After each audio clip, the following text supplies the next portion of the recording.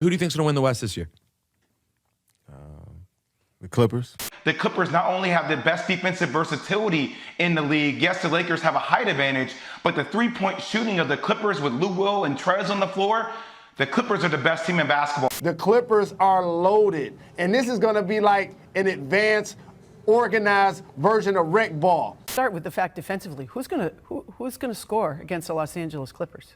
I would give the slight nod as a defender to Kawhi over Jordan. I'm going to say the Clippers. That team defensively is going to be great. I know it's hard to embrace. Kawhi's the best player in the game, and he's the most impactful. That team is mentally and physically tougher on the defensive side of the ball. Clippers are hungrier. They've got more dog. They got more nastiness. Patrick Beverly. That's why the Clippers are my choice to make it to the NBA Finals out of the West. I think the Clippers are a better team. This will be the Clippers in pretty short work, 5 games. In short work? Yeah. I have a hard time picking against the Clippers. I think it's the Clippers' championship to lose this year. A shocking upset. They eliminate the heavily favored Clippers here in the second round, and an historic series win against the team that many felt was the favorites to win the championship. They failed to reach the conference finals. It's never happened in their franchise history. They had 3 opportunities. For practically the entirety of franchise history, the Los Angeles Clippers have been the laughingstock of the NBA. And due to an overwhelming amount of injuries, bad trades, and losing, many people would argue that the Clippers franchise was cursed. But thanks to some decisions and after a couple of off seasons, it was clear that Los Angeles had put themselves in a situation to make some major moves, most of which materialized in the summer of 2019. The Clippers would acquire Kawhi Leonard and Paul George, which made them instant favorites to win the championship heading into the new year. And if you weren't convinced, the Clippers would continue to make additions to their roster, and even with them struggling throughout the regular season, still found themselves with the second best record in the Western Conference. So ending the year with a loss after having a 3-1 lead against the Denver Nuggets in and of itself is a massive disappointment. But it still somehow gets worse when you dig a bit deeper into the details and chronicleize everything that occurred that led up to this moment. It all began on July 11th, 2016, with Tim Duncan retiring from the NBA, essentially making a 25-year-old Kawhi Leonard the face of the San Antonio Spurs. Now, there were some doubts if Kawhi would be able to take on that responsibility. However, all doubts were erased just a few months later, because thanks to an MVP caliber season, as well as an amazing first 2 rounds from Kawhi, the San Antonio Spurs found themselves in the Western Conference Finals matching up against the Golden State Warriors. And surprisingly enough, in Game 1, the Spurs were up huge against the overwhelming favorites, but all of that momentum and success was ended immediately thanks to Zaza Pachulia sliding his feet under Kawhi Leonard after a shot attempt, which kept him sidelined for the remainder of the series. Now, the timetable for which Kawhi was supposed to return to action was extremely unclear because Kawhi was out rehabbing for the remainder of the offseason, throughout the preseason, and even in the early stages of the regular season. Kawhi attempted to come back and play a handful of games, but never felt 100% and decided to continue to rehab. Because of that decision, rumors started to surface about internal questions of Kawhi's commitment to the organization. Because of said rumors, a disagreement materialized between Kawhi and the front office, and the result of said disagreement was Kawhi demanding a trade. Yeah, that escalated pretty quickly. Allegedly, the original request from Kawhi was to be traded to the Lakers. However, the Spurs weren't going to trade a superstar caliber player to one of their rivals, so instead, the Spurs decided to trade Kawhi to a Toronto team that was at a crossroad. See, at the time, Toronto just concluded their year in very disappointing fashion, losing to LeBron yet again, and the front office was pondering the decision to just hit the restart button. But instead, in a very desperate attempt, they decided to give it one more swing at a championship run, trade arguably the greatest Raptor in franchise history, DeMar DeRozan, to the San Antonio Spurs to receive Danny Green and Kawhi Leonard, who both were on expiring contracts, which was a massive risk, but it paid off. With the improvement of young players and consistent productivity from veterans, Kawhi and the Raptors had a championship caliber team on their hands. And thanks to an amazing postseason run, highlighted with one of the greatest shots in NBA history, unconventional but very effective defensive schemes, some injury luck, and an oddly impressive stretch from Fred VanVleet, the Toronto Raptors pulled off the impossible and won a championship, with Kawhi Leonard winning Finals MVP. Now, one would rightfully assume that Kawhi should just sign back with the Raptors. They have arguably the league's best front office, a great coach, an amazing supporting cast, and the Raptors are in the Eastern Conference where the path to the championship is a bit easier than the West. But no. In the summer of 2019, as a free agent, Kawhi decided to take his talents to LA. But instead of playing for the Lakers, he decided to play for a Clippers team that was coming off of an impressive, scrappy postseason run. But before he could fully commit, he knew he needed a co-star to join alongside him. Now, before we get too ahead of ourselves, let's talk about how Paul George got here. On June of 2017, Paul George demanded to be traded from the Indiana Pacers, and one could easily see the legitimacy in his demands. See, at the time, the Pacers were no longer seeing the type of success that they had achieved early in the decade. Certain changes to the roster were definitely questionable, and according to Paul George, he was successful in recruiting, quote-unquote, the best power forward in the game, but Indiana declined that acquisition because they weren't willing to make that type of financial commitment. The best power forward saying he wanted to come to Indy and team up with me. They like, we a mid-major, we're a small market. Like we can't do it. We're a small market. We can't afford that. I'm like, the best power forward wants to come play here. Like, y'all can't make that work.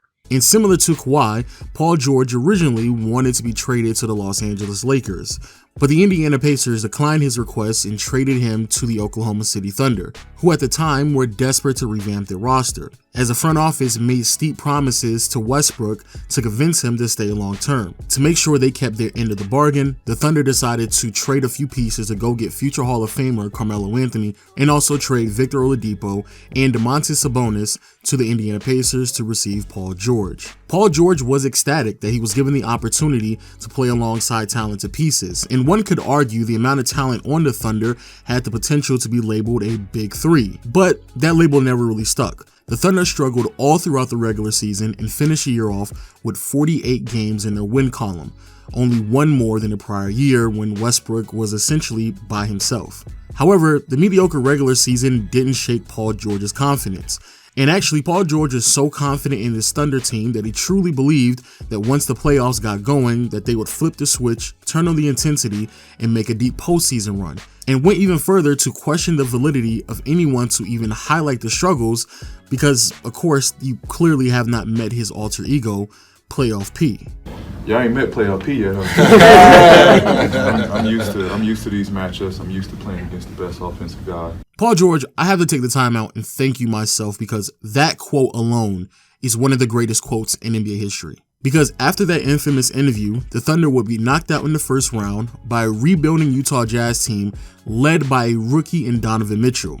And, oh yeah, Playoff P struggled all throughout the first round. Now, because of the disappointing ending to the season, this gave Paul George the perfect opportunity to depart from the Oklahoma City Thunder and sign with the team that he originally wanted to be traded to in the Los Angeles Lakers since he was a free agent in the summer of 2018. And to make the Lakers an even more desirable destination, rumors started to surface that LeBron was going to take his talents to LA and play for the Lakers, which eventually became true. So, what does Paul George do? He signs an extension, stays in OKC, and instead of playing with LeBron, he decides to run it back with Russell Westbrook.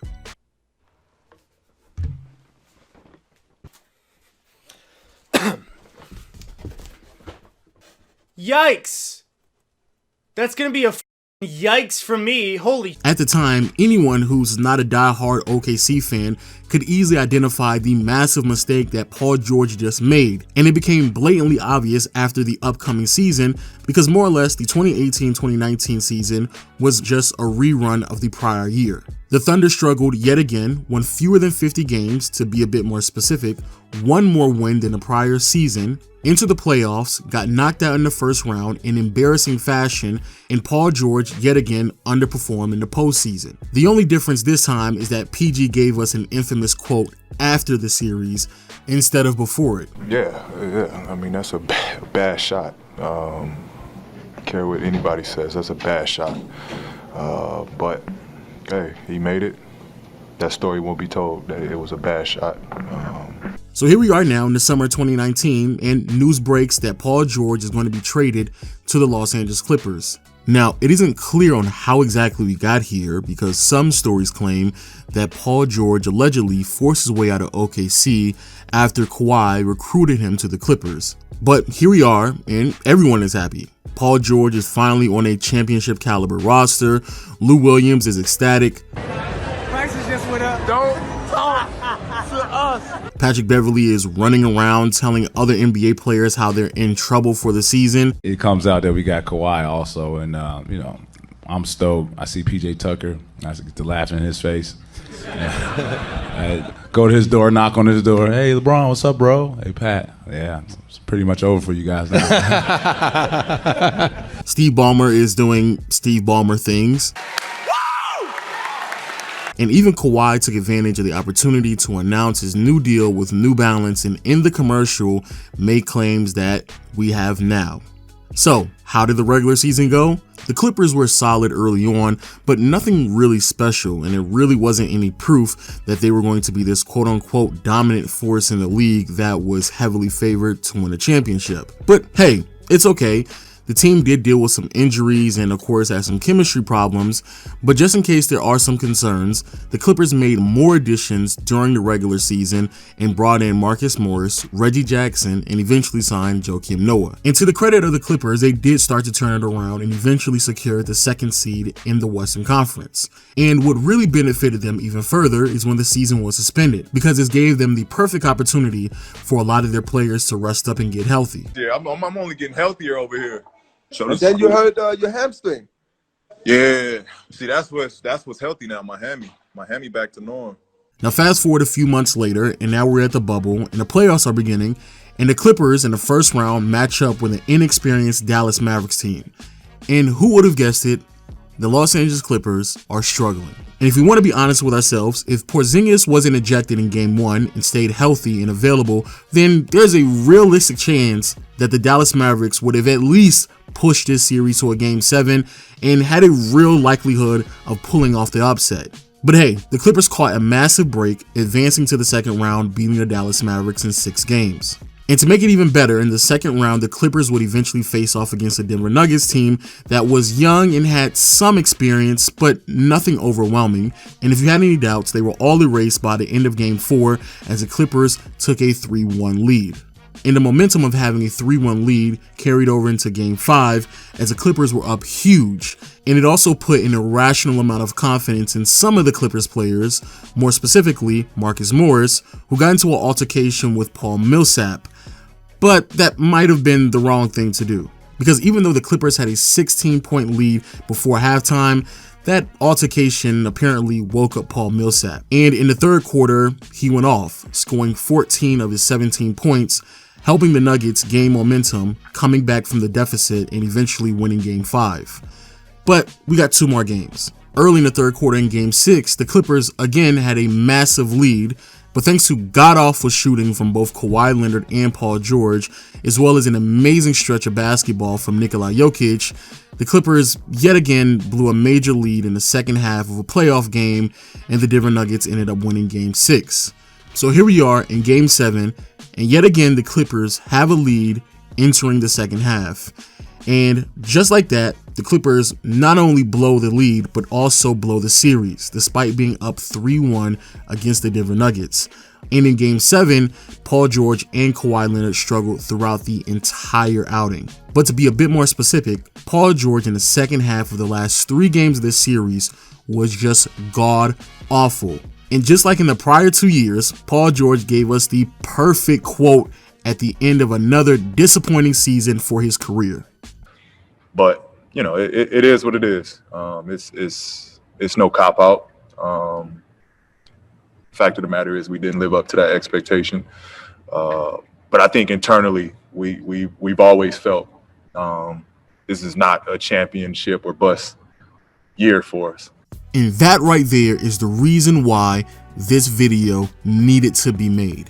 because the story should never change about what was expected from this Clippers team, because it was very clear from day one. And if you don't believe me, just a few months prior, when Kevin Hart asked Paul George the exact same question, for whatever reason, we got a completely different answer from PG. Is it a get it done or bust, or is it patience within said 2 years or 3-year time? I think immediately we expected to come in and win it all. Like we didn't have no other like, hey, this is gonna take a year to get used to one another. See, the reality is the expectations were always a championship for this organization. And if that wasn't the expectations internally, why is it that Patrick Beverley is going around mocking other NBA players for getting knocked out the playoffs? If at least reaching the finals wasn't one of the expectations, why would Lou Williams take a pay cut?